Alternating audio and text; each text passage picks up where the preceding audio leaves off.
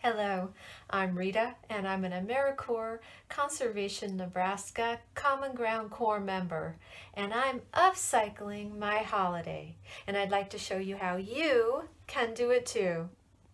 My journey into upcycling began probably a decade ago after an environmental studies class, and we were tasked with taking a field trip to the local landfill. To say that I was shocked is an understatement. The mountains and mountains of garbage was overwhelming. I couldn't believe the items that people threw away, items that were still useful. I decided from that point on that I would take a different approach to the waste that I contributed. And so I began to recycle and reuse and repurpose items. And then I began to think about incorporating that into the holidays.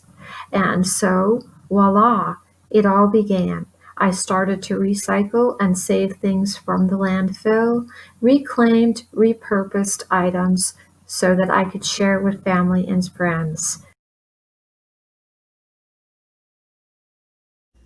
Upcycling gifts can be a tricky thing. It can be intimidating. That's why I decided to go with the two people I knew would love me no matter what. So I upcycled gifts for my mother and my sister. Last year I made these cookie trees.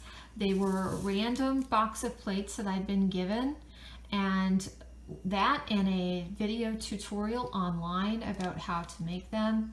And then you can fill them with cookies and treats of your choosing, or your actually the favorites of the people you're going to give them to.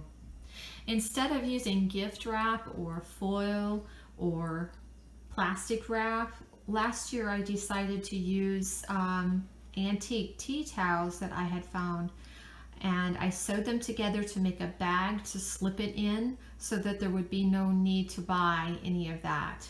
Then I used a roll of old wallpaper and I made a little handmade note to attach to it, and they both loved them. In fact, I've talked them into upcycling Christmas as well, and now it's become sort of a family tradition. This year, I've decided to go with a similar theme, and I'm making them both a bird feeder, a hanging bird feeder out of a saucer and a mug. And it is very simple to make. There are lots of tutorials online, or you can go to your local library and pick up a book on upcycling. It's very simple, as I said. All you do is get yourself some adhesive, and this is contact cement. You just arrange the mug in however, direction you would like to have it on the saucer, and you just apply a generous amount of glue into the saucer where you would like the cup to sit. Place your cup back on, and then tape it around the edges and across the front so that it doesn't roll and it has a chance to dry. After it's dry, you can add birdseed if you like. I've added it to mine, and I'm also going to add some birdseed to some recycled paper bags that I saved from the market. Very, very simple idea, but something that if you have a person who loves birds and loves a garden, it's a great idea. The other thing that I decided to do this year was to incorporate my father into this. He's very hard to buy for, and I'm sure that you probably have somebody very hard to buy for and also very hard to upcycle for. However, if you know their interests, that's key. I do know that my father is a bookworm and loves history, so I went to the used bookstore and I found him a book that's perfect for him. It is the Illustrated Atlas of Native American History. And what I've done was I've saved my bow from Valentine's Day, and instead of wrapping it, I'm just going to tie the bow around. And then I found these lovely smelling pine needles from my neighbor's yard. You'll want to make sure that there are no bugs in it and no spider webs. and then you just tuck them underneath the bow, and voila, you have a beautiful Christmas gift, and there's no need for bows or expensive ribbon.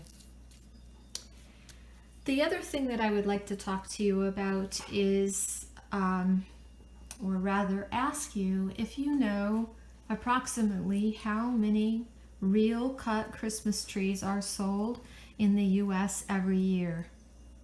Do you know? Well, it's literally in the millions. It is roughly around 35 million cut Christmas trees are sold just for the holiday season every year. That translates into a lot of waste and a lot of energy consumption, be it labor, water, electricity, you name it, transportation. It translates into a big impact. But I'm here to tell you that there are alternatives. You could do something similar to what I've done here. These are just the end pieces of the pine tree from my father's farm. You never want to use the entire branch because that can destabilize the tree. Just use the end pieces, and then you can put it in a can like I have, and you can decorate it. It may not be that 6 or 10 foot tree, but you really are giving a gift back by not taking the whole tree. There are plenty of other alternatives online. I've seen everything from wooden ladders wrapped with garland. I've seen lights in the shape of a tree on a wall. I've seen cardboard cutout trees, you name it. There are lots of alternatives to cutting down a real tree. And now to wrap this up, no pun intended, I would like to wish you and yours literally the happiest, cheerfulest holiday season. Thank you.